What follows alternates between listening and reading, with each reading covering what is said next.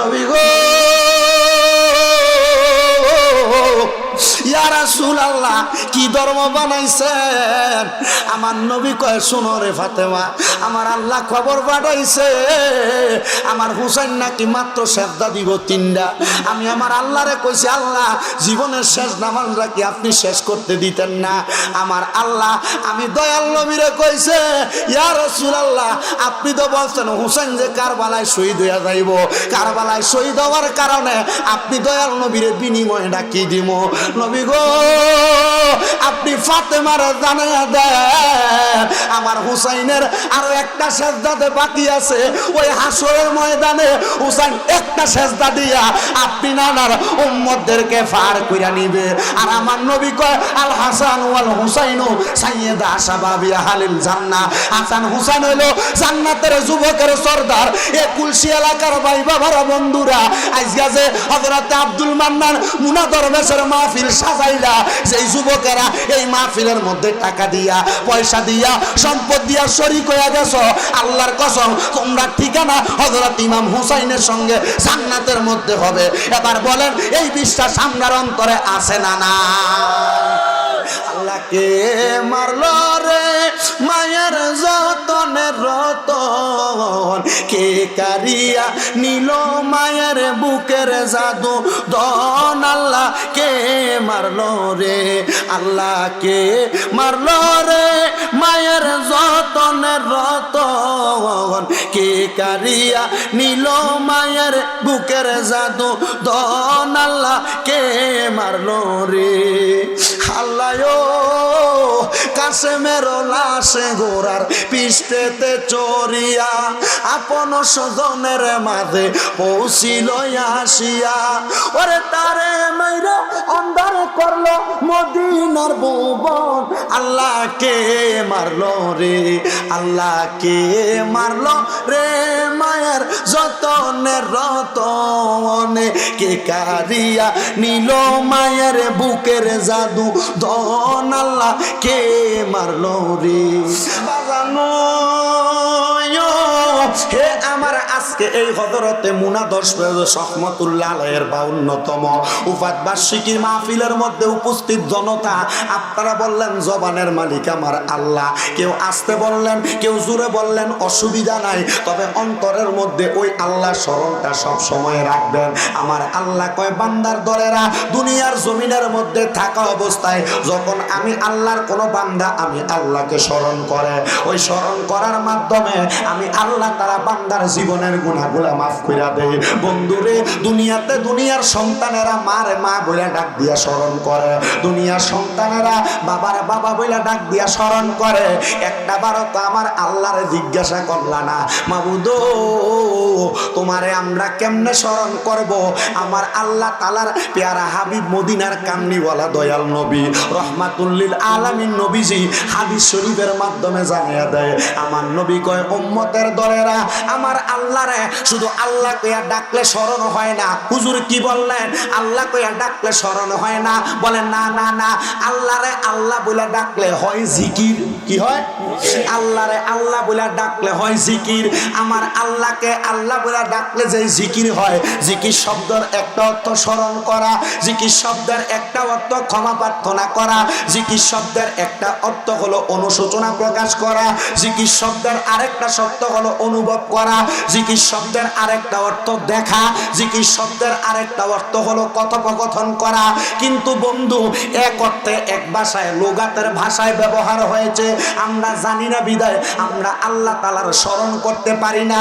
আল্লাহ কয় বান্দা ওয়াবি তাকরাউল কোরআন, আল্লাহর কোরআন তেলাওয়াতের মাধ্যমে আমার স্মরণ হয়। আমি জানতে চাই হে আমার এই কুলসি এলাকার ভাই বাবারা বন্ধুরা, আমরা সবাই ওই আল্লাহর কোরআন তেলাওয়াত করার দরকার আছে না নাই? জি জি জি জি দরকার আছে না নাই? আওয়াজ কিন্তু সবাই দেয় না, কেউ জবানটা নরমাল রাখছে। খবর পেলাম তাবারুকু আছে, জিগাইলাম ভাই সাহেব কারণটা কি? এই কারণ অন্য কিছু না, আল্লাহর ওলির দরবারে আইসা তাবারুকের মাধ্যমে বরকত হাসিল করা হয়। বাবারে যেহেতু আল্লাহর কোরআন তেলাওয়াত করার দরকার আছে, কিন্তু বর্তমান সমাজের এমন একটা অবস্থা, আমি জাস্টিফাই করে যাচাই বাছাই করে দেখলাম আমরা বাংলাদেশের যে মুসলমান এগুলা কোরআন তেলাওয়াত বর্তমানে করে না। এরা সিজনে কোরআন তেলাওয়াত করে। কথা কয় না? কেমনে করে? সিজনে। রমজান মাস আসলে এক রমজান থেকে 27 রমজানের মধ্যে দৌড়াইয়া একটা খতম দেয়। কথা কয় না? আমি বলবো, হে আমার কুলসি এলাকার মা বোনেরা গো, সিজনালি তেলাওয়াত বাদ দেন। আমার ভাই বাবারা, সিজনালি তেলাওয়াত বাদ দেন। বলে হুজুর এটা কি কইলেন? হ্যাঁ, সিজন আসলে রমজান মাসে যেমন ভাবে তেলাওয়াত করেন, আপনি যদি চেষ্টা করেন বাকি 11 মাস সম্ভব কিনা?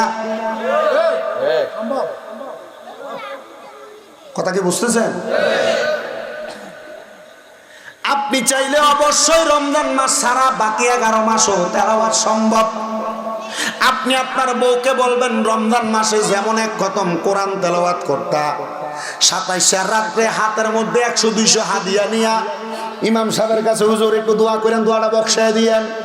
না না না, মহিলারা বলবা তুমি রমজান মাসে যেমন ভাবে এক খতম কোরআন পড়া দোয়া বক্সানের কথা বলো, ঠিক 12 মাস আমি চাই তুমি এমন ভাবে একটা একটা করে কোরআন তেলাওয়াত করো।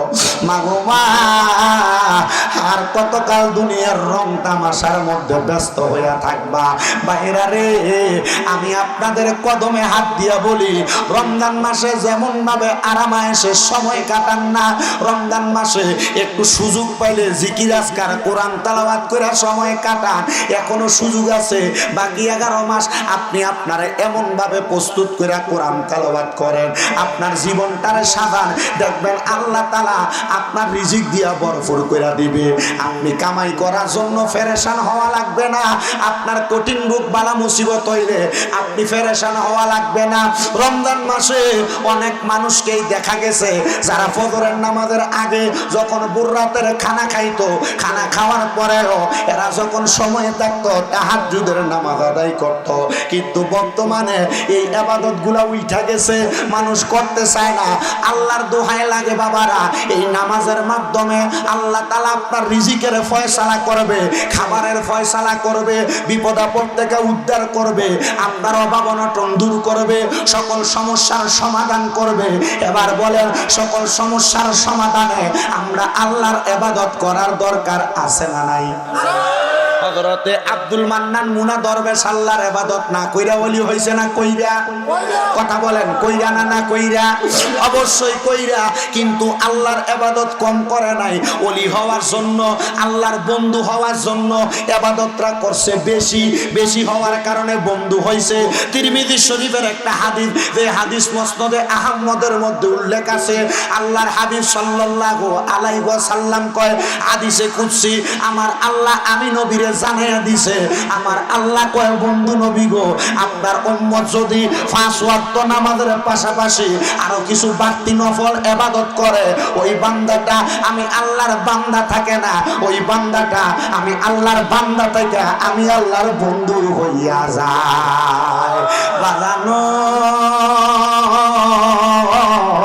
হে আমার আজকে এই কুলসি এলাকার বাবারা, আমার আল্লাহর বন্ধু শুধু হয় না, আমার আল্লাহ কয় বান্দা যখন কথা বলে ওই বান্দার জবান আর বান্দার জবান থাকে না, এই জবানটা আমি আল্লাহর কুদরতের জবান হইয়া যায়। বান্দা যখন হাত দিয়ে কোনো কাজ করে, এই হাতটা আর ওই বান্দার হাত থাকে না, আমি আল্লাহর কুদরতি হাত হইয়া যায়। বান্দা যখন কান দিয়া শুনে, এই কানটা বান্দার কান থাকে না, এই কানটা বান্দার কুদরতি আল্লাহর কান হইয়া যায়। এবার আমি জানতে চাই বাবারা, যদি আপনার জবান আল্লাহর কুদরতি জবান হয়, যদি আপনার হাত আল্লাহর কুদরতি হাত হয়, যদি আপনার কানটা আপনার আল্লাহর কুদরতি কান হয়, আমরা সবাই আল্লাহ তাআলার ইবাদত কইরা, নামাজ পড়া, কোরআন পড়া, দান সদকা সকল ইবাদতের মাধ্যমে আমরা আল্লাহ তাআলার ইবাদতে মশগুল বানানোর দরকার আছে না নাই? আরো জোরে বলেন, দরকার আছে না নাই? এজন্য আশেক বলে, নামাজে নামাজিরে সরল পথে আনতে পারে, নামাজে ওরে যে নামাজে নবীজি নাই সেই নামাজ তোর হবে না রে, যে নামাজে নবীজি নাই সেই নামাজ তোর হবে না রে। নামাজে নামাজিরে সরল পথে আনতে পারে, নামাজে আশেকের নামাজে পড়া, রুকু আর সেজদা ছাড়া আশেকের নামাজ নামাজে পড়া, রুকু আর সেজদা ছাড়া আমি তো বিলীন করা তার ভিতরে, আমি তো বিলীন করা তার ভিতরে। ওরে আয়েশার নাই কবিরাম সদাই থাকে প্রেমের ঘরে, নামাজে নামাজির সরল পথে আনতে পারে নামাজে। তবে নামাজটা হওয়া লাগবো আমার আল্লাহর সাথে কথোপকথন, নামাজটা হওয়া লাগবো আমার আল্লাহ তাআলার সাথে বান্দার আলাদা একটা প্রেমের সম্পর্ক। হাদিসে প্রমাণ আছে, নামাজের শুরুত আছে, রুহু ইনসানি বাসে নামাজে পড়ে, রুহু ইনসানি বাসে নামাজে পড়ে। ওরে নামাজে মেরাজে হলো না তুমি সেজদা দিলা কারে, নামাজে নামাজির সরল পথে আনতে পারে নামাজে। আমি জানতে চাই বাবাজিরা বন্ধুরা, যেই নামাজে আমার আল্লাহর সঙ্গে মেরাজ হয়, কথোপকথন হয়, আমরা সবাই ওই নামাজ ওই ইবাদত করার দরকার আছে না নাই? ওই ইবাদত করতে গেলে বেশি বেশি সুদ খাইবে না, হ্যাঁ? ওই ইবাদত করতে গেলে ঘুষ খাওয়া যাবে না, হারাম খাওয়া যাবে, পরের হক মাইরা খাওয়া যাবে।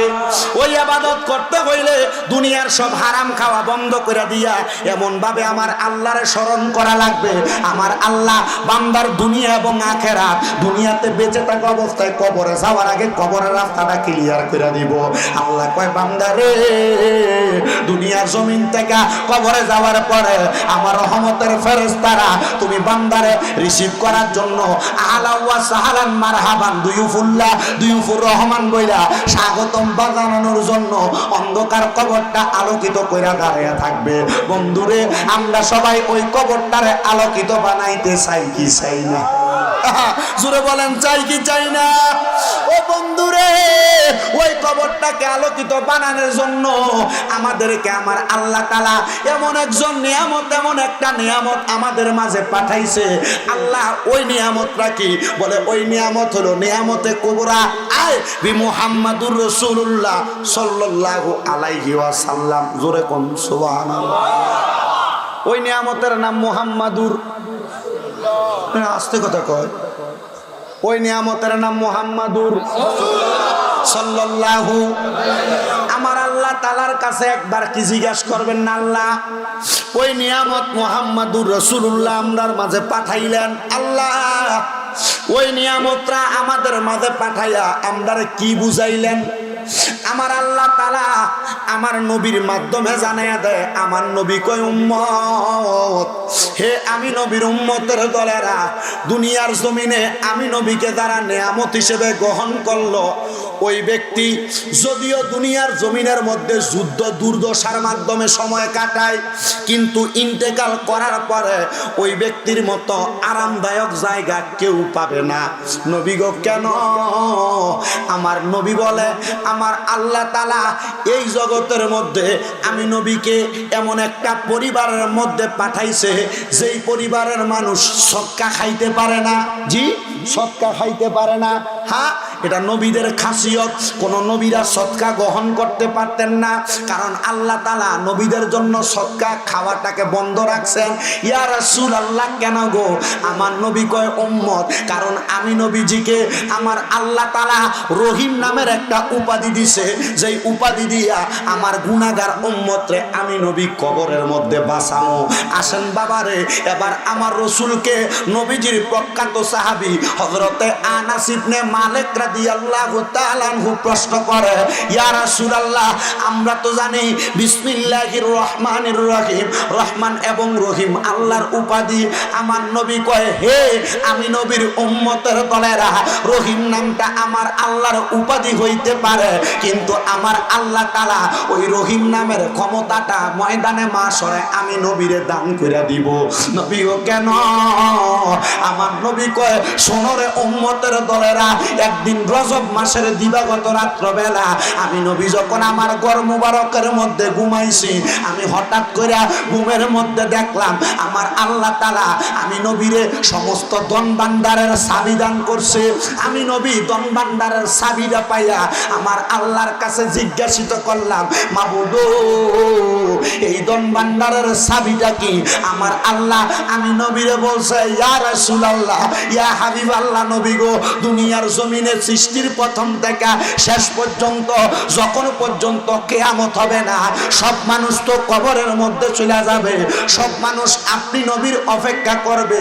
জান্নাতের দরজা আপনি নবীর আগে আদম থেকে ঈসা নবী পর্যন্ত যত নবী থাকবে কারোর জন্য খোলা হবে না।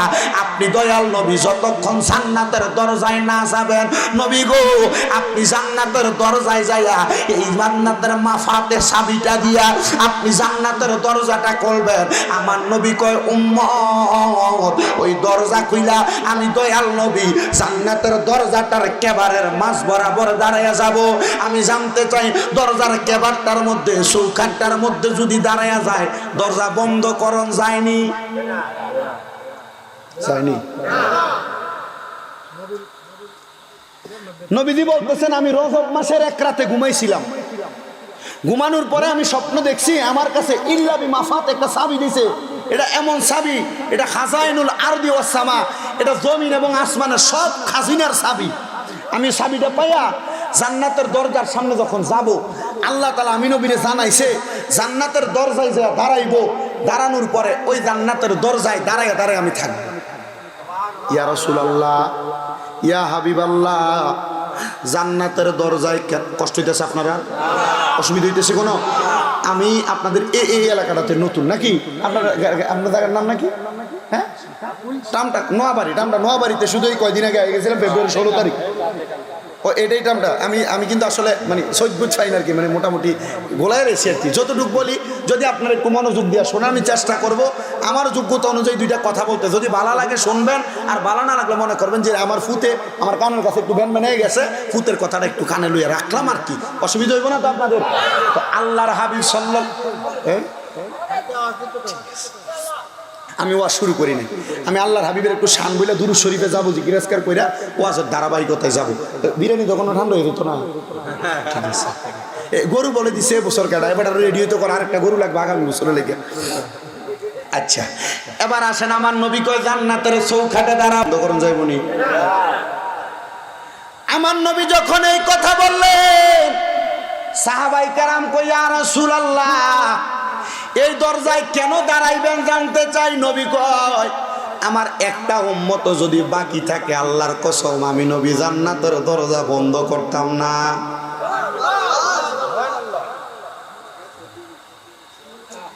কয়টা উম্মত? ইয়া রাসূলুল্লাহ সব উম্মত জান্নাতে দিছেন। আমার নবী কয় উম্মত হে আমি নবীর উম্মতের দলের আরে আমার উম্মতরা যখন জান্নাতে যাবে আমি নবী তাকায়া দেখবো আমার সব উম্মত জান্নাতে যায় নাই।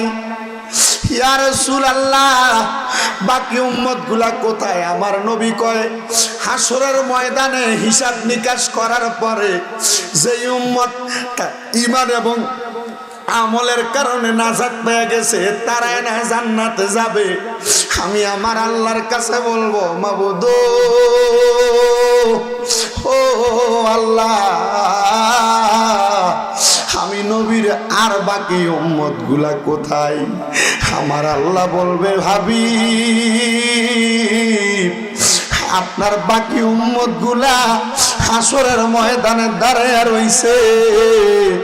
হে আমার এই কুলসি এলাকার হযরতে আব্দুল মান্নান মুনা দরবেশ রহমাতুল্লাহ আলাইহির 52তম উফাত বার্ষিকী আদিমুস শান মাহফিলের বাবারা আমার নবীজি যখন শুনতে পাইব আমার নবীজির অর্ধেক উম্মতরে ওই হাসরের ময়দানে দাঁড় করায়া রাখছে। নবী কয় কেমন হাসরের ময়দান সোনারে উম্মতের দলেরা, হাসরের ময়দানের জমিনটা তামার চাইতে এমন গরম উত্তপ্ত আমার আল্লাহ কইরা রাখবো পায়ের পাতার গোস্তগুলা লাইগা যাবে, প্রতি কদমে কদমে লাইগা যাবে। এদের মাথার একবারে 4 আঙ্গুল উপরে, কোন কোন বর্ণনাকারী কয় 1 বিঘা উপরে সূর্য না থাকবে। 1 সূর্য না, 2 সূর্য না, 12 সূর্যের তাপ দিয়া আমার উম্মতের হাসরের ময়দানে কষ্ট দিব। নবী ও দয়াল নবী, হাসরের ময়দানে শুধু এমন কষ্ট, আমার নবী কয় হাসরের ময়দানের এই কষ্ট থেকে বাঁচার জন্য আমার উম্মত ফানি দেইখা আমার উম্মত জাফায়া জাফায়া পড়বে। আমার নবী কয় উম্মত শোনো রে, ওই পানির মধ্যে পড়ার পরে আমার উম্মত দেখতে পাইবো ওই পানিগুলা আসলে পানি না, এই পানিগুলা হইল অন্য জাহান্নামীদের শরীরের ঘাম, ওই ঘামের মধ্যে ফেরা থাকবো। এমন অনেক উম্মত থাকবো ঘাম তাদের হাঁটু পরিমাণ থাকবো, এমন অনেক উম্মত থাকবো ঘাম তাদের মাথা পরিমাণ থাকবো, এমন অনেক উম্মত থাকবো ঘামের সাগরের মধ্যে হাবুডুবু খাইবো। নবী গো ইয়া রাসূলুল্লাহ, আপনি নবী বলেন না এমন কষ্ট তো আমরা উম্মত সহ্য করতাম পারতাম না। আমার নবী কয় এই খবরটা শুনতে দেরি আমি দয়াল নবী ওই ময়দানে মাশরে মিজানের পাল্লা ছাইরা দিয়া হাসরের ময়দানে দৌড়াইয়া যাব। আমি নবী যাইয়া দেখব আমার এক একটাই উম্মত এমন ভাবে তাকিয়ে রইছে, মা মারা যাওয়ার পরে বাবা মারা যাওয়ার পরে এতিম সন্তানের চেহারাটার মধ্যে যেমন এতিম এতিম ভাব দেখা যায়, আমার উম্মতেরা এতিমের মতো হাসরের ময়দানে দাঁড়িয়ে থাকবো। আল্লাহর কসম ওয়াল্লাহি বিল্লাহি তাআলা আমার উম্মত যখন আমি নবীর চেহারা মুবারক হাসরের ময়দানের মধ্যে দেখবে, দুনিয়ার জমিনে মা হারা সন্তান হঠাৎ করে একটা মারে ফাইলে যেমন ভাবে খুশি হইয়া যায়, আমার উম্মত তেমন ভাবে হাসরের ময়দানে খুশি হইয়া যাবে। জবান খুলে উচ্চ কণ্ঠে বলেন না সুবহানাল্লাহ। আরে নবী বলবে আবু বকর তুমি লও দুজকের খবর, নবী বলবে আবু বকর তুমি লও দুজকের খবর, উম্মত নি দুজকে যায় আমার, পাপী উম্মত কে করিবে পার, বলে কঠিন হাসরের দিনে আখিরি নবীজি বিনে পাপী উম্মত কে করিবে পার, আর পাপী উম্মত কে করিবে পার। বলেন পার করবে একজন, তিনি আমরার দয়াল নবী। একবার জোরে জোরে কন্যা সুবহানাল্লাহ। নবী বলবে আবু বকর তুমি লও দুজকের খবর, নবী বলবে আবু বকর তুমি লও দুজকের খবর, উম্মত নি দুজকে যায় আমার, পাপী উম্মত কে করিবে পার, হার পাপী উম্মত কে করিবে পার, কঠিন হাসরের দিনে আখিরি নবীজি বিনে পাপী উম্মত কে করিবে পার। নবী বলবে ওসমান গনি তুমি লও কাউসারের পানি, নবী বলবে ওসমান গনি তুমি লও কাউসারের পানি, উম্মতের করাও না আহার। আরে হাসরের ময়দানে উম্মতের চেহারা দেখা আমার নবী এক এক সাহাবীর একটা একটা দায়িত্ব দিব, সাহাবীরা দৌড়াইয়া দৌড়াইয়া নবীর উম্মতরে বাঁচাইব। নবী বলবে ওসমান গনি তুমি লও কাউসারের পানি, উম্মতের করাও না আহার, পাপী উম্মত কে করিবে পার, কঠিন হাসরের দিনে আখিরি নবীজি বিনে পাপী উম্মত কে করিবে পার। জোরে জোরে কন্যা সুবহানাল্লাহ।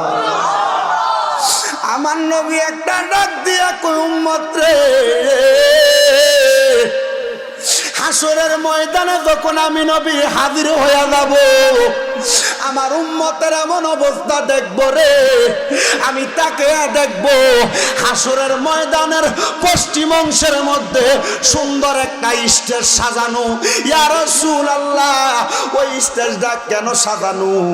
আমার নবী কয় ওই স্টেজটার মধ্যে আমি ছায়া দেখব, আমার আল্লাহ তাআলা রাগ সিংহাসন সাজাইয়া আমার আল্লাহ হাকিম হইয়া আছে রে, আমার আল্লাহর ডান দিক দিয়া আমার আল্লাহ তাআলা আমি নবীর জন্য একটা সিংহাসন রাখছে। আমি যাইয়া যখন ওই সিংহাসনের সামনে যাব, আমরা তো সবাই জানি আমার নবী সেজদায় পড়ে উম্মতি উম্মতি কইয়া কানবো। আমার নবী কয় উম্মত রে, আমি নবী উম্মতি উম্মতি কইয়া কান্দার আগে হাসরের ময়দানে আরেকজন ব্যক্তি সেজদার ভিতরে পড়ব। ইয়া রাসূলুল্লাহ, ইয়া হাবিবাল্লাহ, ওই ব্যক্তি কে কে কে গো নবীজি? আমার নবী কয় এটাই আমার কলিজার টুকরা নাতি, তার নাম হইল হযরতে ইমাম হুসাইন। নবী গো, তাহলে আপনি নবীর আগে ওই হাসরের ময়দানে ইমাম হুসাইন সাজদাতে পড়বে। ওয়াজটা কোন দিকে যাইতেছে একটু মনোযোগ দিয়া শুনলে বুঝবারে বাবারা। আমার দয়াল নবী কয় আমি হাসরের ময়দানের মধ্যে যখন আমার আল্লাহ তাআলার কুদরতি সিংহাসনের মধ্যে বইসা যাব, আমি তাকে দেখব আমার আল্লাহ তাআলার সামনে আমার নাতি হযরত ইমাম হুসাইন রাদিয়াল্লাহু তাআলা আনহু সেজদার মধ্যে পড়ে রইছে। আমি জিজ্ঞাসা করব, কি গো হুসাইন, তুমি কেন সেজদার মধ্যে পড়ছো? হুসাইন ওই সময় আমি নবীরে বলবে, ও নানা মুহাম্মাদুর রাসূলুল্লাহ সাল্লাল্লাহু আলাইহি ওয়াসাল্লাম, নানা ও নানা শুনেন শুনেন শুনেন, যখন আমার আল্লাহ তাআলা আপনি নবীর কাছে জিবরাইল ফেরেশতারে পাঠাইছে আপনার দুইটা নাতিরে আল্লাহর রাস্তায় দিয়া দেওয়ার জন্য, আপনি নানা না আমার আল্লাহর কাছে বলছেন, আল্লাহ তার পূর্বে আমার দুইটা ছেলে ছিল, একটা ছেলের নাম ছিল তৈয়ব আর একটা ছেলের নাম ছিল তাহের। আপনি আমার দুইটা ছেলেরে আপনি আল্লাহর রাস্তায় নিয়ে গেছেন, আপনি আল্লাহর কাছে কোনো কিছু চাই নাই। আল্লাহ আপনি এখন আমি দয়াল নবীর দুইটা কলিজার টুকরা নাতিরে নিয়ে যাবেন, এখন তো আমি আপনার কাছে কিছু চাই। আপনার আল্লাহ আপনি দয়াল নবীরে কি বলছে? আপনার আল্লাহ বলছে আমি ইমাম হুসাইন নাকি ইসলামের জন্য কারবালার ময়দানের মধ্যে শাহাদাতের পেয়ালা পান করব, আর আপনি বলছেন এই শাহাদাতের বিনিময়ে আমার আল্লাহ আপনি নবীরে কি দিব? আপনি বলছেন উম্মতের ফয়সালা। আমার আল্লাহ বলছে ইয়া রাসূলুল্লাহ, ইয়া হাবিবাল্লাহ, নবী গো, আপনার নাতি ইমাম হুসাইন কারবালার ময়দানে শাহাদাত বরণ করলে আপনার নাতির গলা মোবারকটা কতল করার সাথে সাথে শাহাদাত করার সাথে সাথে যত ফোঁটা রক্ত মোবারক কারবালার মাটির মধ্যে পড়বে, আপনি নাকি কারবালার ময়দানের প্রত্যেকটা ফোঁটা রক্ত মোবারকের বিনিময়ে আপনার লক্ষ লক্ষ কোটি কোটি গুনাহগার উম্মত আমার আল্লাহ মাফ করে দিব। ইয়া রাসূলুল্লাহ, ইয়া হাবিবাল্লাহ, ও মায়ার নবী, এই জন্য আমি আমার আল্লাহ তাআলা যতক্ষণ পর্যন্ত আপনার সব উম্মতরে মাফ করে জান্নাতে না দিব, আমি এই মুহূর্তে আল্লাহর কুদরতি কদমে আমার দুনিয়া থেকে 2 রাকাত নামাজের 3টা সেজদা দিয়ে কবরে আসছি, একটা সেজদা বাকি ছিল। আপনার কুদরতি কদমে আমি একটা সেজদা প্রদান করলাম। আমার আল্লাহ যতক্ষণ পর্যন্ত আপনার সব জাহান্নামী উম্মতরে জান্নাতি বানাইয়া না দিব, আমি ইমাম হুসাইন আমার গর্দানটা উঠাইতে পারবো না। ইমাম হুসাইন রাদিয়াল্লাহু তাআলা আনহু নবীর কলিজার টুকরা নাতি, উনি কয় শোনো, আমি দুনিয়াত নামাজ 2 রাকাত পড়ছিলাম, শুধু বলছিলাম সিমরের লোকদের কাছে 2 রাকাত নামাজের সুযোগ, আমি 2 রাকাত নামাজ পড়তে গেছি। শোনেন, শামে কারবালা আল্লামা আনিসুজ্জামান হুজুরের জামিয়া আহমদিয়া সুন্নিয়া আলিয়া মাদ্রাসার যে লিখিত কিতাব, ওই কিতাবের প্রথম যে 19টা হাদিস একসাথে লেখা সাওয়ারিকুল মুহরিকা কিতাবের মধ্যে সোয়াদে কারবালার সোয়াদে কারবালার প্রান্তর কিতাবের মধ্যে আল্লাহর হাবিব সাল্লাল্লাহু আলাইহি ওয়াসাল্লামের কাছে এমন কথা আসছে, নবীজি সাল্লাল্লাহু আলাইহি ওয়াসাল্লাম মসজিদ নববীর বারান্দায় বসা, আল্লাহর হাবিবের যখন বারান্দায় বসা হযরতে মা ফাতেমা মসজিদ নববীর সামনে দিয়ে যাইতেছে, আল্লাহর হাবিব সাল্লাল্লাহু আলাইহি ওয়াসাল্লাম বসা, মা ফাতেমা দেখতেছে আমার দয়াল নবী রহমাতুল্লাহ আলামিন নবীজি হযরত ইমাম হুসাইনের এভাবে গলা মোবারক আলগি দিয়া এই জায়গাটার ভিতরে সুমা দিতেছে। মা ফাতেমা কয় কারণ কি? অন্যদিন আমার নবীরে দেখি আমার নবীজি ইমাম হুসাইনের ঠোঁট মোবারকের ভিতরে সুমা দেয়, অন্যদিন দেখি গাল মোবারকে চুমা দেয়, আবার দেখলাম নবী মায়া করে করে হযরত ইমাম হুসাইনের কপালের ভিতরে সুমা দিত। আমি আবার বড় অবাক হয়ে গেলাম, কারণ আল্লাহর হাবিব কোনো কাজ করলে এটা হাকিকি কাজ, কারণ আল্লাহ পাকের যারা খাস বন্ধু ওনারা কোনো কাজ করলে এটা ওনাদের ইচ্ছাই করে না, করে কার ইচ্ছায়? আস্তে কইছেন আস্তে কইছেন মনে হয় বলেন বলেন কার ইচ্ছা করে কার ইচ্ছা করে আর আপনি আমি দুনিয়াতে যে শয়তানি বুদ্ধি লয়ে চলি আল্লাহর ইচ্ছা না শয়তান আমরা খালি ফার্ম দে এই কথা কেন কেন শয়তান আমরা খালি ফার্ম দে আজকে এখান থেকে সুতনি মানুষের কাছে নাম একটা হাস্য এবার যা শয়তান এবার কত যে 2-3টা বন্ধু আছে কিন্তু লই যা আমি কিন হাত তারি বত্তা বানাই খা কে দে ফার্ম দে কে দে কে দে কথা কে দে এই ফার্ম শয়তানে দেয় আর যদি মনে করেন যে আপনি আমরা ধরার সময় আপনার আরে কারাম খাইতেছি বিবেক বাধা দেয় মনে করবেন হ্যাঁ আল্লাহ এটা ওইখান থেকে দিতেছে জোরে কর না কেন কেউ ওজনে কম দিতেছেন আরে ওজনে কম দিতেছি বিবেক লারা দিব মনে করবেন এটা আল্লাহ ওইখান থেকে দিতেছে কি কোন হুজুর হুজুর আমার উস্তাদ সমতুল্য আল্লাহ উপর থেকে দিতেছে যখন দেখবেন কোন শয়তানি হোংদামি স্যাংদামি বাজে কাজ করতে আপনার বিবেকে বাধা দেয় না বুঝবেন যে আপনার লোকে শয়তানিটা আছে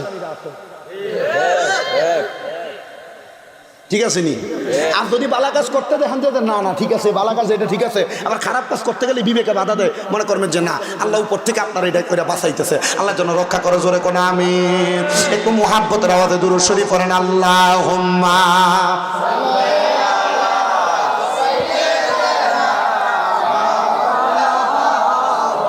ওয়া আলা আলি সাইয়্যিদিনা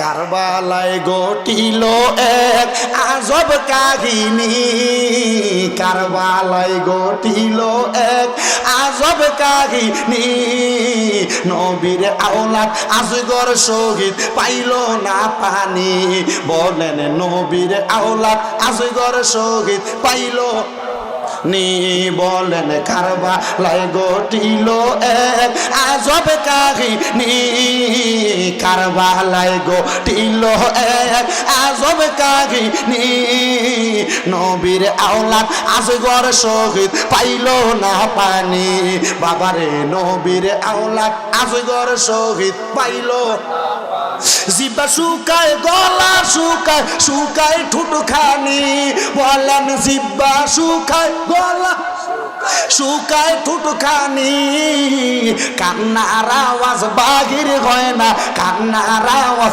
বাহির হয় না ও জাদুমণি নবীর আওলাদ আজগর শহীদ পাইল না পানি বাবারে নবীর আওলাদ আজগর শহীদ পাইল না পানি বলেন কারবালায় ঘটিল এক আজব কাহিনী নবীর আওলাদ আজগর শহীদ পাইল না পানি কারা করলো কারবালাতে এমন শয়তানি বলেন কারা করলো কারবালাতে এমন শয়তানি মাথায় টুপি মুখে দাড়ি মাথায় টুপি মুখে দাড়ি গায়ে জুব্বা খানি নবীর আওলাদ আজগর শহীদ পাইল না পানি বাবারে নবীর আওলাদ আজগর শহীদ পাইল না পানি বললেন কারবালায় ঘটিল এক আজব কাহিনী কারবালায় ঘটিল এক আজব কাহিনী নবীর আওলাদ আজগর শহীদ পাইল না পানি বাবারে নবীর আওলাদ আজগর শহীদ পাইল না পানি ও বন্ধুরে মা ফাতেমা কয় আমি মসজিদের নববীর সামনে দিয়া যাইতে লাগছিলাম আমি তাকায়া দেখলাম আমার মুহাম্মাদুর রাসূলুল্লাহ সাল্লাল্লাহু আলাইহি ওয়াসাল্লাম দয়াল নবীজি হযরত ইমাম হুসাইনের গলা মুবারকের মধ্যে চুমা দিতেছে আমি আমার নবীর সামনে গেলাম যে বললাম ইয়া রাসূলুল্লাহ ইয়া হাবিবাল্লাহ নবী গো ও দয়াল নবী মায়ের নবীজি আপনার কাছে জানতে চাই আপনি যে হযরত ইমাম হুসাইনের গলা মুবারকের মধ্যে চুমা দিবেন কারণ কি সুবহানাল্লাহ আর জোরে কোন সুবহানাল্লাহ জিয়ে যদি বাপের কাছে কোন রকম জি কি ছোট না বড় ওমা কথা কয় না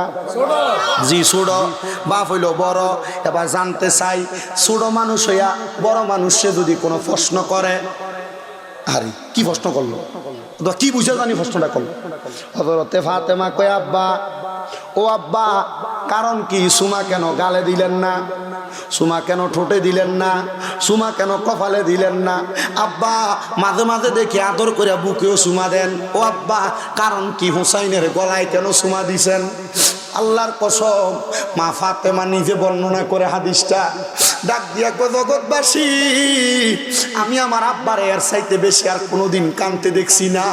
ছোট পোলাপান মানুষ দুধের জন্য মার কাছে যেমন ভাবে ওয়া ওয়া করে কান্দে, আমি দেখছি রে আমার দয়াল নবী তার চাইতে আরো কেমন জানি বেশি বেশি কান্না করতেছে। আমি জিগাইলাম, ইয়া রাসূলুল্লাহ, ইয়া হাবিবাল্লাহ, এভাবে কান্দেন কেন? আমার নবী কয়, ফাতেমা, এই মুহূর্তে জিবরাইল আইসা আমি নবীরে খবর দিছে, ফাতেমা রে, আমার হুসাইন রে কারবালার ময়দানের ভিতরে এমন কিছু ব্যক্তিরা শহীদ করে দিব। নবী গো, তারা কারা? আমার নবী কয়, তারা আমি নবীর উম্মত দাবি করব। তারার মাথার মধ্যে দাড়ি থাকবে, তারা মুখের মধ্যে দাড়ি থাকবো, মাথার মধ্যে পাগড়ি থাকবো, শরীরের মধ্যে পাঞ্জাবি থাকবো। আমি তাদেরকে নতুন করে আপনাদের কাছে চিনিয়ে দিতাম চাই না। তাদের পরিচয় আপনারা সবাই জানেন। আবেদ শাহ মাদানী তারারে চিনিয়ে দিয়া গেছে, আল্লামা শাহরাস্তি চিনিয়ে দিয়া গেছে, আব্দুল মান্নান মুনা দরবেশ আপনারা চিনিয়ে দিয়া গেছে। আমি বইলা মানুষের মাঝে দ্বন্দ্ব তৈরি করতে চাই না, তবে একটা কথা মনে রাখবা, এদেরকে এমনি চিনবা, কারণ কারবালার মাস আসলে আমরা ইমাম হুসাইনের স্মরণে মাহফিল করি, এদেরকে স্মরণ করি। এরারে কোনোদিন কারবালার ওয়াজ করতে দেখতা না। যারা দেখবা এমন ভাবে কারবালার ওয়াজের কথা তারার মুখে দিও নাই, বুঝা লইবা তারাই হইল ওই ফন্তিরা। ঠিক আছে না?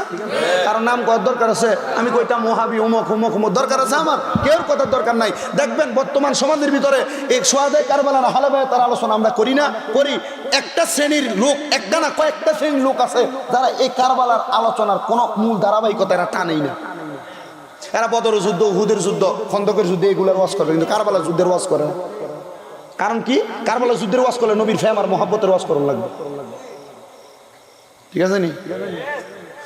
আল্লাহ আল্লাহ তাআলা আমাদেরকে সহি সমঝ দান করুক। জোরে কোন আমিন। আমার দয়াল নবী কয়, ফাতেমা, এই মুহূর্তে জিবরাইল আমারে খবর দিয়ে গেছে। নবী গো, কি খবর দিছে? আমার দয়াল নবী কয়, ইমাম হুসাইন কারবালায় যাইব, কারবালায় যায় যুদ্ধ করব। হুসাইনের তরবারি থেকে কেউ বাঁচবে না, কিন্তু ইমাম হুসাইনকে সর্বশেষ তারা ওই জায়গার মধ্যে শাহাদাত করে দিব।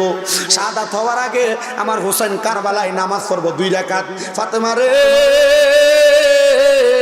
আমি কান্দি এই জন্য, কান্দি এই জন্য, আমার হুসাইন 2 রাকাত নামাজে পড়বো, প্রতি রাকাতে সেজদা হয় কয়টা? কথা কন না, কয়টা? 2টা সেজদা। ফাতেমা, 2 রাকাত নামাজে সেজদা 4টা। আমার হুসাইন 4টা সেজদা দিবে না। নবী গো, ও আমার পানের আব্বা দান দিব কয়টা? কয় দিব 3টা। নবী গো, হাকিকতটা কি জানতে চাই? আমার দয়াল নবীজি বলে, হাকিকত তো বানামু আমি দয়াল নবী, কারণ আমি দয়াল নবী উম্মতে মুহাম্মদীর জন্য ধর্ম। যারা এই ধর্ম পালন করব তারা হইব ধার্মিক। সুবহানাল্লাহ কোন মিয়া, আরো জোরে কোন না সুবহানাল্লাহ। নবী গো, ইয়া রাসূলুল্লাহ, কি ধর্ম বানাইছেন? আমার নবী কয়, শোনো রে ফাতেমা, আমার আল্লাহ খবর পাঠাইছে আমার হুসাইন নাকি মাত্র সেজদা দিব 3টা। আমি আমার আল্লাহরে কইছি, আল্লাহ, জীবনের শেষ নামাজটা কি আপনি শেষ করতে দিতেন না? আমার আল্লাহ, আমি দয়াল নবীরে কইছে, ইয়া রাসূলুল্লাহ, আপনি তো বলছেন হুসাইন যে কারবালায় শহীদ হইয়া যাইব, কারবালায় শহীদ হওয়ার কারণে আপনি দয়াল নবীরে বিনিময়টা কি দিব? নবী গো, আপনি ফাতেমারে জানাইয়া দেন আমার হুসাইনের আরো একটা সেজদাতে বাকি আছে। ওই হাসরের ময়দানে হুসাইন একটা সেজদা দিয়া আপনি নানার উম্মতদেরকে পার কইরা নিবে। আর আমার নবী কয়, আল হাসান ওয়াল হুসাইনু সাইয়্যিদা শাবাবি আহলিল জান্নাহ। হাসান হুসাইন হইল জান্নাতের যুবকের সরদার। এ কুলসি এলাকার ভাই বাবারা, বন্ধুরা, আজকে যে হযরত আব্দুল মান্নান মুনা দরবেশের মাহফিল সাজাইলা, সেই যুবকেরা এই মাহফিলের মধ্যে টাকা দিয়া, পয়সা দিয়া, সম্পদ দিয়া শরীক হয়ে গেছো, আল্লাহর কসম তোমরা ঠিকানা হযরত ইমাম হুসাইনের সঙ্গে জান্নাতের মধ্যে হবে। এবার বলেন, এই বিশ্বাস আমরার অন্তরে আছে না? না।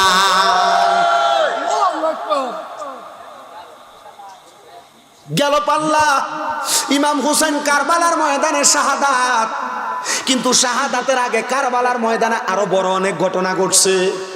বাগান রে আমার, একটু মনোযোগ দিয়ে শুনলে আমি আপনাদের কাছে বলার চেষ্টা করব। রাজি আছেননি বাবা? কারবালার ময়দানে মতান্তরে 72 থেকে 73 জন শহীদ হয়েছে। বলেন না কয়জন? 72 থেকে 73 জন। ইমাম হুসাইন কারবালার ময়দানে যাওয়ার আগে, যুদ্ধে যাওয়ার আগে কারবালার ময়দানে আরেকজন, এই 72 জনের মধ্যে একজন ছিল যার নাম হযরতে আব্বাস আলমদার। মারহাবা কন্যা মিয়া। এলাকার মধ্যে অনেক মানুষ আছে যার মধ্যে কিছু মানুষ ভালো কামেও নাই, খারাপ কামেও নাই। এবারটার কাম হইলো ঘরে ঢুকে, ঘর থেকে নামাজের টাইমে নামাজে যায়, আবার ঘরে ঢুকে যায়। মানে সরল সোজা মানুষ আছে না? হযরতে আব্বাস আলমদারের পরিচয় দেখলাম, আব্বাস আলমদার এমন সরল মানুষ ছিলেন, দুনিয়ার কোনো কাজে যাইতেন না। ইমাম হুসাইন কারবালায় যাইবেন, ফুরাত নদীর পারে পানির জন্য হযরতে আলী আসগর, ইমাম হুসাইনের ছোট ছেলের নাম, বড় ছেলের নাম হযরতে আলী আকবর। হযরতে আলী আসগরের জিহ্বা শুকিয়ে গেছে। ইমাম হুসাইন কয়, আল্লাহর কসম, পানির জন্য কারবালার ময়দানের মধ্যে আমার আলী আসগরের জিহ্বা যখন শুকিয়ে গেছে, এমনও সময় ছিল আমি ইমাম হুসাইনের শুকনা জিহ্বাটা আলী আসগরের মুখের মধ্যে দিয়া দিছি। আলী আসগর আমার জিহ্বাটারে এমন ফোঁসা ফুসছে রে, আল্লাহর কসম আমার মনে হয় এক ফোঁটা থুতুও বাইর হয় নাই। আমাদের হতে আলী আসগরের পানির পিপাসায় যখন আত্মহারা হয়ে গেছে, আমি যখন কারবালার ময়দানের মধ্য থেকে ফুরাত নদীর পারে যাবো, ফুরাত নদীর পারে যাওয়ার সময় আমার হযরতে আব্বাস আলমদার সামনে দাঁড়িয়ে গেছে। সামনে দাঁড়িয়ে ডাক দিয়া কয়, হুসাইন ও হুসাইন, ও নবীর কলিজার টুকরা, আপনি কারবালার ময়দানে যাবেন না। বলে কেন? বলে এর আগে তারা 70 জনরে মারছে, যদি আপনারও মাইরা ফালায় কারবালার ময়দানে শহীদ করে দেয়, আমি আমার দয়াল নবী যদি ময়দানে মাসরে আমি আব্বাসের প্রশ্ন করে আমি আমার নূরের নবীর কাছে জবাব দিতে পারতাম না। আপনি এই জায়গায় অপেক্ষা করেন, আমি আব্বাস আলমদার কারবালার ময়দানের মধ্যে যাইতেছি।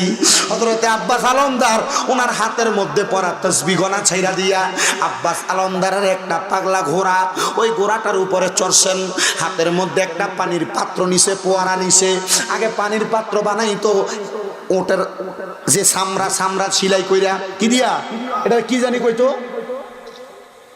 পানির মশক হুজুর, হ্যাঁ হাদিস শরীফের ভাষায় এটা মশক কয়।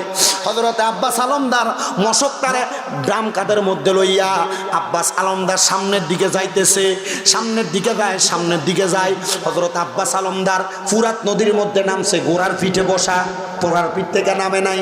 আব্বাস আলমদার কয়, ঘোড়ার পিঠের মধ্যে বৈশা যখন আমি ফুরাত নদীর মধ্যে নামলাম, ফুরাত নদীর মধ্যে নামার সঙ্গে সঙ্গে রে আমি আব্বাস আলমদার এবার একটা পানির পাত্রের মধ্যে মশকের মধ্যে কইরা পানিটা নিয়া মশকটা আমার ঠোঁটের সামনে নিছি, আমার ঠোঁটটারে ভিজামু। এমন টাইমে আমি আব্বাস আলমদারের মনে হইয়া গেছে, আরে কারবালার ময়দানের মধ্যে নবীর কলিজার টুকরা নাতি ইমাম হুসাইন, নবীর কলিজার টুকরা নাতি ইমাম হুসাইনের বড় ছেলে হযরত আলী আকবর, নবীর কলিজার টুকরা নাতি ইমাম হুসাইনের বউ হযরতে সাহারা বানু, নবী বংশের পরিবারের মানুষ হযরত সকিনা, নবী বংশের পরিবারের মানুষ হযরত ইমাম হাসানের বউ, এরা সবাই কারবালার ময়দানের মধ্যে পড়ে রইছে। আমি যদি আগে পানিটা খাই আর যদি তারারে পানিটা না পান করাই, আমার মনে হয় আমি রহমাতুল্লিল আলামিন নবীর দরবারে উত্তর দিতে পারবো না, জবাব দিতে পারবো না। আব্বাস আলমদার কয়, আমি পানিটা পান না কইরা মশকটা পুরাইয়া মশকটারে আমার কাঁধের মধ্যে নিছি, গোড়াটার মধ্যে উঠতে দেরি আল্লাহর কসম রে আমার চারিদিক দিয়া এদিদের দলেরা গেরান দিয়া ফালাইছে। আমার চিন্তা হইল, আমার মনে হয় তারা পানিটা নিয়ে কারবালার ময়দানে যাইতে দিবে না। আমি এবার ওই গোড়াটারে এমন ভাবে চালাইতে লাগলাম, সামনের দিকে যাইতে দেরি আমার এজিদের দলেরা আমার ডান হাতটার মধ্যে একটা কোপ দিছে, আমার ডান হাতটা আলাদা হয়ে গেছে। আমি আমার পানির মশকটারে বাম হাতের মধ্যে লইয়া, বাম হাতের থেকে লইয়া আমার মুখের মধ্যে দিছি, বাম হাত দিয়া গোড়াটার যখন চালাইতে লাগলাম, গোড়াটা সামনের দিকে যায়। এজিদের দলের মধ্যে মালিক ইবনে মারওয়ান নামক একটা লোক আমার বাম হাতের মধ্যে এমন একটা কোপ লাগাইয়া দিছে রে, আমার কোপটা দেওয়ার সাথে সাথে আমার বাম হাতটা আলাদা হইয়া পড়ে গেছে। আমি গোড়ার পিঠে এখনো বসা, পানির মশকটা আমার মুখের মধ্যে নেওয়া, আমার কল্লাটা তারা আলাদা করে দিছে। এমন টাইমে যখন হযরতে আব্বাস আলমদারের দেহটা ফুরাত নদীর পারে পড়ে রইছে, হযরত ইমাম হুসাইনের বড় ছেলে আলী আকবর ডাক দিয়া কয়, আব্বা আমার মনে হয় কারবালার ময়দানের মধ্যে আমাদের কলিজার টুকরা চাচা যান হযরতে আব্বাস আলমদার কারবালায় শহীদ হয়ে গেছে। আব্বা অনুমতি দেন আমি এই মুহূর্তে কারবালার ময়দানে ফুরাত নদীর পাড়ে চলে যাই, আমি একটু পানি আনবো, আপনাদেরকে পানিটা আহার করাবো। সবাই পরে না আমার জায়গা হবে নি আমার মরা লাশের লাইগা, মসজিদের পাশে আমার কবর দিও কইরা আমার জায়গা হবে নি, আমার জায়গা হবে আমার মরা লাশের লাইগা, মসজিদের পাশে আমার কবর দিও কইরা আমার জায়গা হবে নি। এলাকাবাসী রে আমি তোমরার ছেলে সন্তান কয়দিনের লাগিয়া, মরার পরে সবাই আমায় যাবে রে বলিয়া। এলাকাবাসী রে আমি তোমরার ছেলে সন্তান কয়দিনের লাগিয়া, মরার পরে সবাই আমায় যাবে রে বলিয়া। ওরে কষ্ট হইল 3.5 হাত মাটি দিও কুইরা আমার জায়গা হবে নি, আমার জায়গা হবে মরা লাশের লাইগা, মসজিদের পাশে আমার মসজিদের পাশে আমার কবর দিও কইরা আমার জায়গা হবে নি। জগৎবাসী রে আমি যেদিন যাব মারা দুনিয়া ছাড়িয়া, রঙিন জামা কাপড়ে সবই নিবে রে খুলিয়া। ওরে সাদা আমার কিনে কাপড় আমায় দিও রে পরাইয়া, আমার জায়গা হবে নি, আমার জায়গা হবে আমার মরা লাশের লাইগা, মসজিদের পাশে আমার কবর দিও কইরা আমার জায়গা হবে নি। আল্লাহুম্মা সাউন্ড ছাড়ো, সাউন্ড ছাড়ো, কানে গেল বাইরে বন্ধ করে শুধু ভিতর সালাম। মুহাম্মাদ ওয়ালা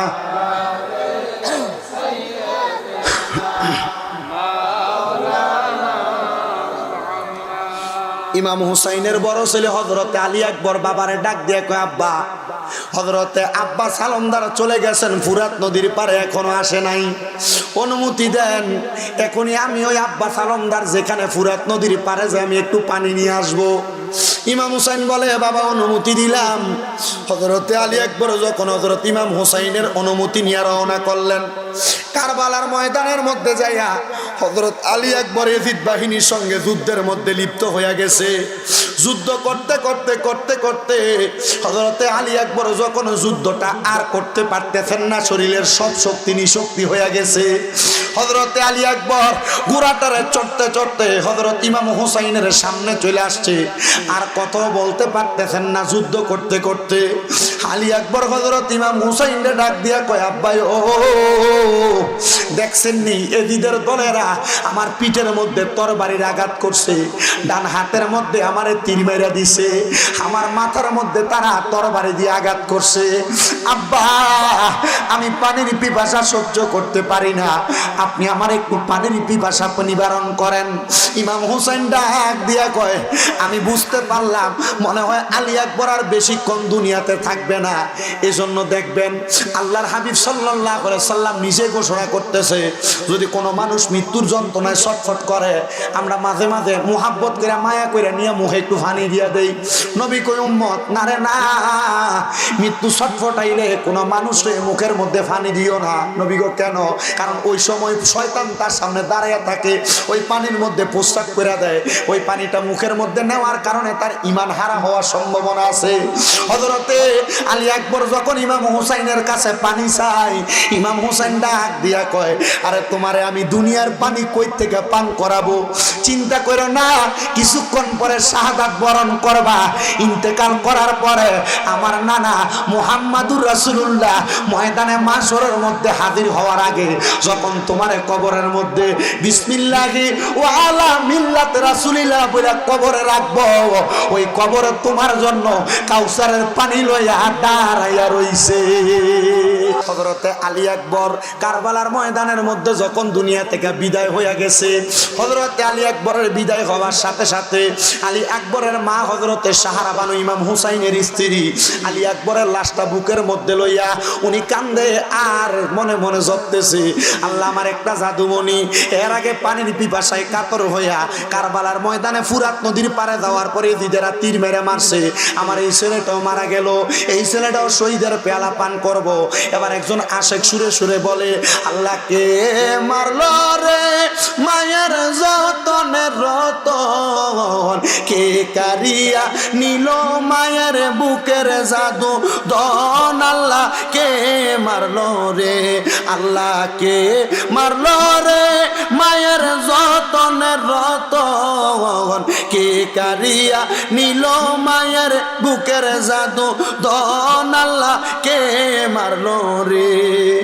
আল্লাহ কাসেমের লাশে গোরার পৃষ্ঠেতে চড়িয়া আপন স্বজনের মাঝে পৌঁছিল আসিয়া, ওরে তারে মাইরা অন্ধার করলো মদিনার ভুবন, আল্লাহ কে মারলো রে, আল্লাহ কে মারলো রে মায়ের যতনের রতনে, কে কারিয়া নিল মায়ের বুকের জাদু দন, আল্লাহ কে মারলো রে।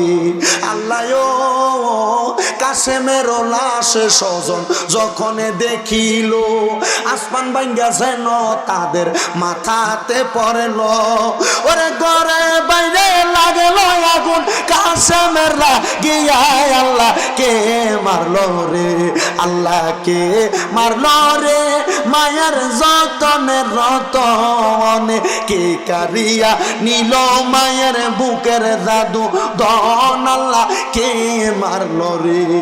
বন্ধুরে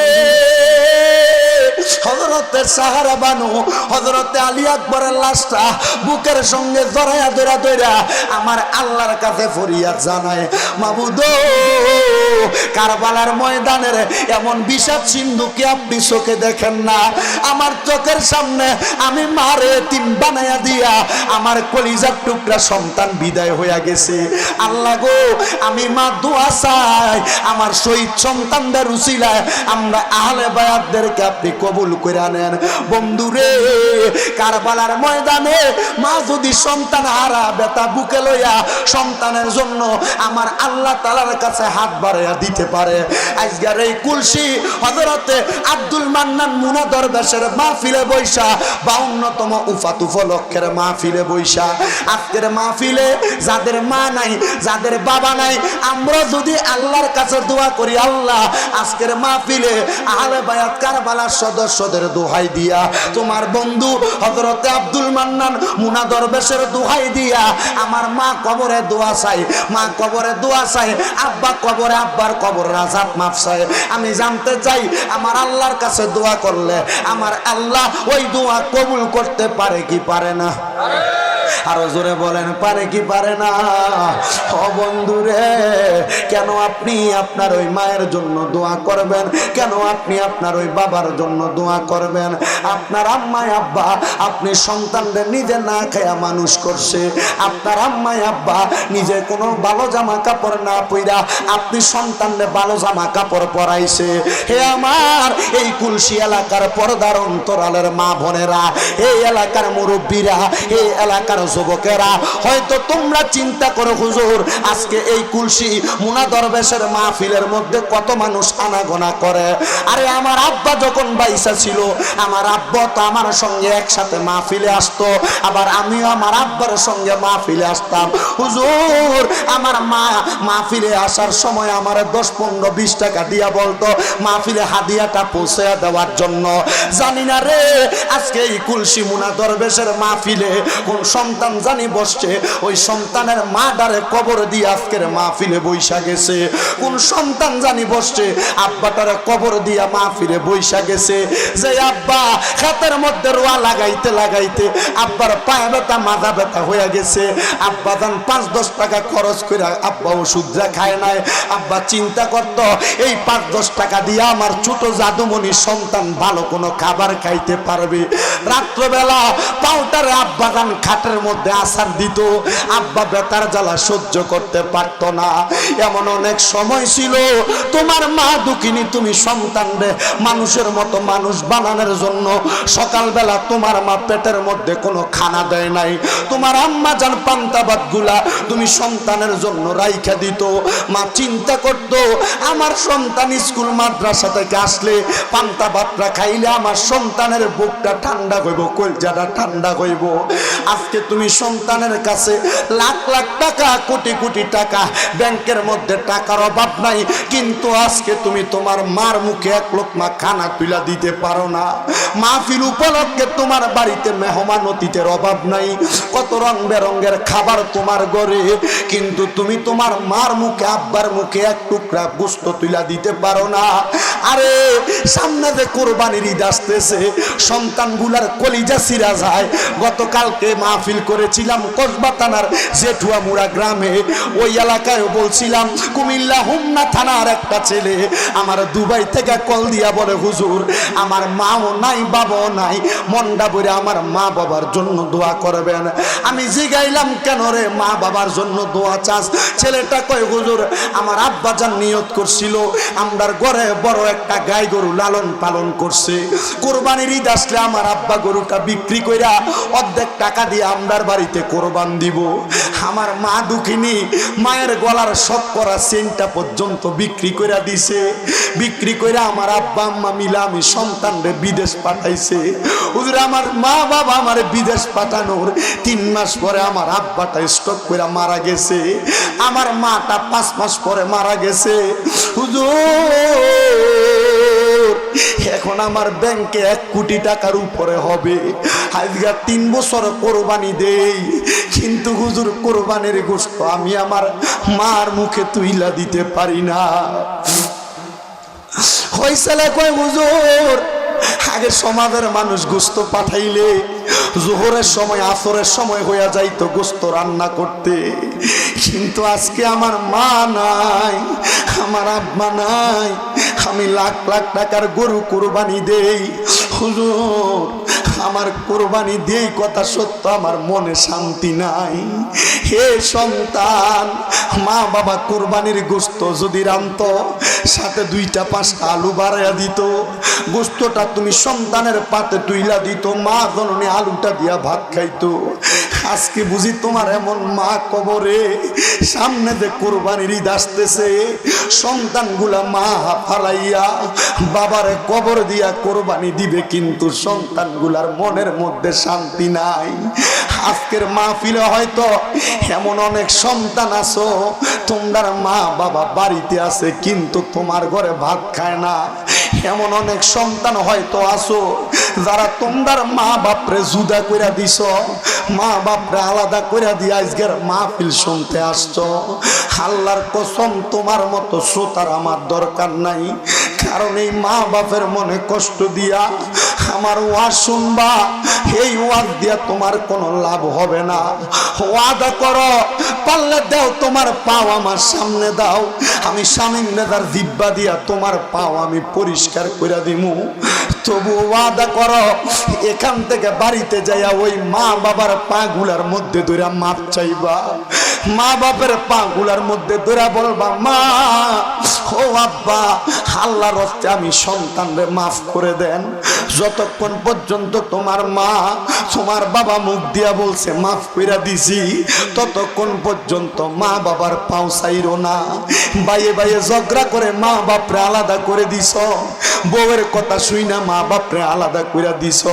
তোমার মা তোমার বাবা পান খাওয়ার 10-20 টাকা তোমার কাছে ফকিরের মতো ছায়া নেওয়া লাগে।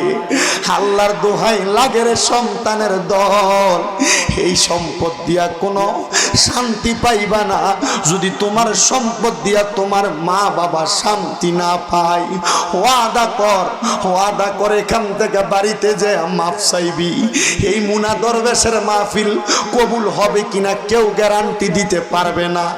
আমি শামীম রেজা কুমিল্লা থেকে আইসা একটা গ্যারান্টি দিয়া যাই, আগামীকালকে যখন দেখবা এই কুলসির দোকানে বৈশা মুরব্বীরা কয় হ্যাঁ শামীম রেজার কথা শুই না আমার ফুতে বাড়িতে যে আমার পায়ে ধরে মাপ চাইছে, কিন্তু আমার ফুতে কোনোদিন আমার লগে কোনো অন্যায় করে নাই, মনে করবা মাহফিলটা সফল হয়ে গেছে। হে বন্ধু, অনেকে চিন্তা করে হুজুর মাপ চামু, হুজুর পায়ে ধরবো কেন, শিরিকের ফতুয়া আসে না রে না। মাঝে মাঝে সুযোগ পাইলে শুধু পায়ে ধরবা না, মাঝে মাঝে সুযোগ পাইলে মা বাবার পায়ে চুমো দিবা। আল্লাহর নবী শিখিয়া দিয়া গেছে মা বাবার পায়ে চুমা দিলে আল্লাহর জান্নাতের চৌকাঠে চুমা দেওয়ার সওয়াব পাওয়া যায়। জান্নাতের চাবি আমার মা, মা গো জান্নাতের চাবি আমার মা। ভালোবাসি তোমায় বাবা, বুকটা যে যায় ছিঁড়ে, তোমার কথা হৃদয় মাঝে পড়ছে বারে বারে। বাবা গো হো বাবা, বাবা গো হো বাবা, বাবা তুমি কেমন আছো ছোট মাটির ঘরে, তোমার কথা হৃদয় মাঝে পড়ছে বারে বারে। অনেকে চিন্তা করে হুজুর যাদের বাড়িতে আব্বাই আছে তারা বাড়িতে যে আব্বার পায়ে ধরে মাপ চাইবো, আমার তো আব্বা নাই, পুকুর পারে বাঁশমুড়ার তলে আমার আব্বাটারে আমি দাফন দিয়া চলে আসছি, হুজুর আমি কার পায়ে ধরে মাপ চাইবো? হুজুর যারার বাড়িতে আব্বা আছে তারা যায়া মার পায়ে ধরে মাপ চাইবো। হুজুর আমি বাড়িতে যায়া কার পায়ে ধরে মাপ চামো? আমার তো মা দুঃখিনী অন্ধকার কবরে। এ সন্তান আগে বাড়িতে যাইতে রাত্রবেলা দেরি হইলে মা ঘুমাইতো না, ঘরের দরজাটার মধ্যে বইসা থাকতো, সন্তানের অপেক্ষা করতো। এখন বিবাহ করার পরে মা মারা যাওয়ার পরে বউ বউয়ের মতো ঘুমায় রে। আগে মা ভাতও খাইতো না, ভাতগুলা নিয়ে বইসা থাকতো। এখন তোমার স্ত্রী ঘুমাই, তুমি তোমার নিজের খাবার নিজে নিয়ে খাওয়া লাগে। আজকে তোমার মা যদি বাইচা থাকতো রে সন্তান, মার কদমে ধরে মাপ চাইতা। আজকের মাহফিলে কত এতিম সন্তান বইসা গেছো। তোমরার মা তোমরার আব্বা তোমরারে লাখ লাখ টাকার সম্পদ দিয়া গেছে, কই রে মা বাপ তো লাখ লাখ টাকার সম্পদ গুলা কবরে নিছে না, মা বাপ তুমি সন্তান রে দিয়া গেছে, কইরে তুমি সন্তান দি বছরে একবারও মা বাপের কবরে যাইতে তোমার মনে থাকে না।